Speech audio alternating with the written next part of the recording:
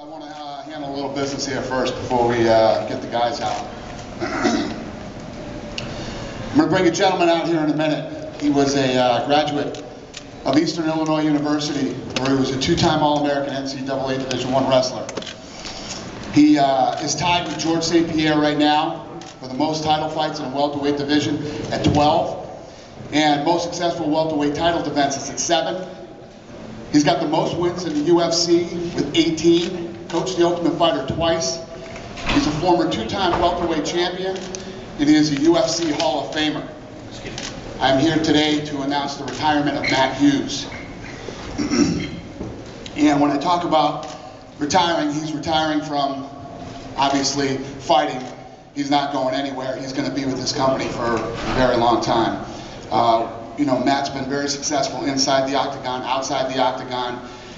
He's been a very loyal guy to us. He's been, you know, you guys always hear me talk about, as we were building this company back in the early days, you know, it was like the Wild Wild West back then. It's hard to explain, but, you know, there were always, you know, a few guys that I knew that I could count on, and Matt Hughes was one of those guys. When I say count on him, Matt Hughes would always, I remember being at press conferences like this, and everybody would start asking, "Hey Hughes, wasn't this the last fight on your contract?" And he'd be sitting here saying, "Yes, I do not have a contract with the UFC, but I am with the UFC." And just, there's a laundry list of things. He was the guy that I always knew that if I had to pick up the phone and I needed something, you know, a last minute replacement, I needed him to take this fight or that fight, Matt Hughes never said no to anything. Fighting anybody or, you know, doing whatever he needed to help build the sport and build this brand. So Matt Hughes will be, his new role with the UFC, he's no longer the welterweight champion, will be Vice President of Athlete Development and Government Relations.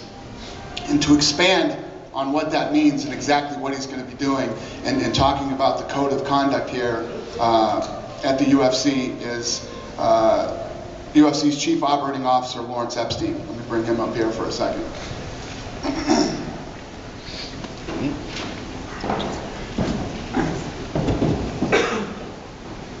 Dana, thanks a lot. Appreciate it. We're really excited here today to make this announcement.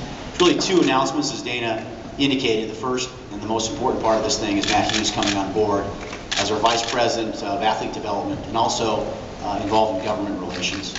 The second thing is the implementation of a written code of conduct for UFC athletes. And I think as you think about these two announcements, you really got to think about them really as one, because they are very important to me.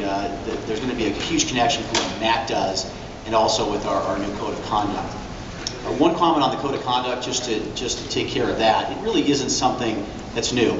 It is something, frankly, that for the first time has been put in writing. But we've always felt that our athletes need to live up to a high level of conduct and make sure that everything they're doing, obviously both inside the octagon and outside, is in compliance with the high standards of the UFC.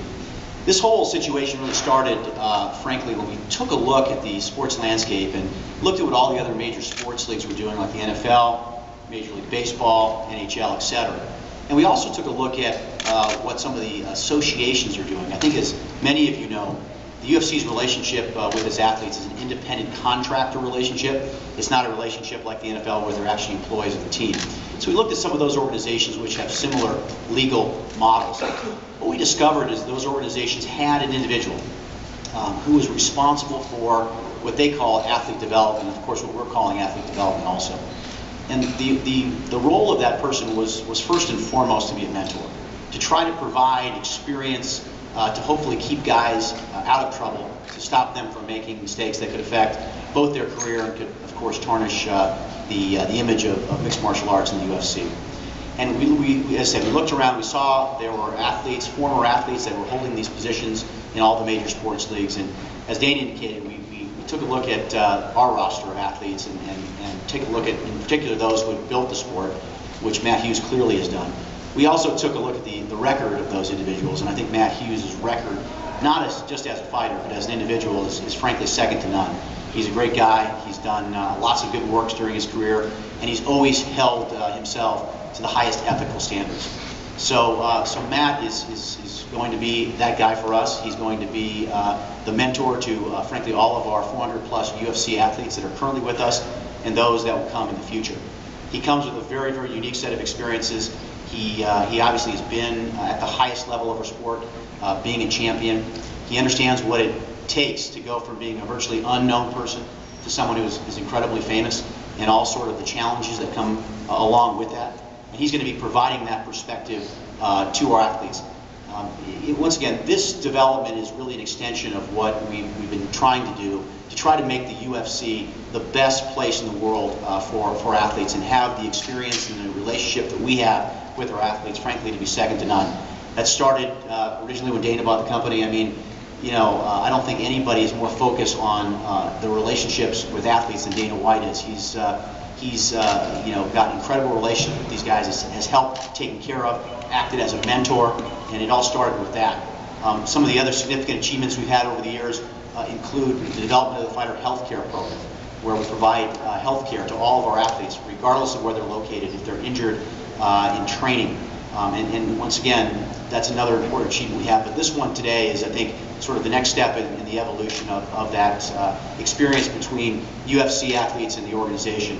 And we're just so excited to have Matt Hughes to be on board with us, to be the guy who's going to be a mentor to all of our athletes, and as I said, make the experience of being a UFC athlete, frankly, the best in the world. So with that, we'd like to roll a quick video. Go ahead and roll.